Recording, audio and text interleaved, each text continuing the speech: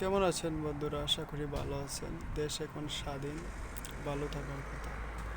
তো আপনারা কি জানেন যে আজকে 2024 সালের 8ই আগস্ট, এটা আমরা সবাই জানি, কিন্তু পৃথিবীতে এমন একটা অদ্ভুত দেশ আছে যেটার মধ্যে এখন 2024 সাল চলতেছে। শুনলে অদ্ভুত হলেও হ্যাঁ, এটাই বাস্তব।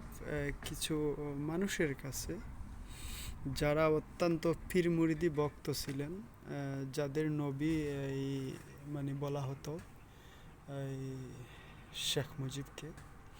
তো আওয়ামী লীগের জন্য বাংলাদেশে এখন 2041 সাল, হ্যাঁ, কারণ তারাই তো বলছিল যে 2041 সালে তারা ক্ষমতা চাইবে। তো তাদের হিসাবে এখন 2041 সাল চলতেছে।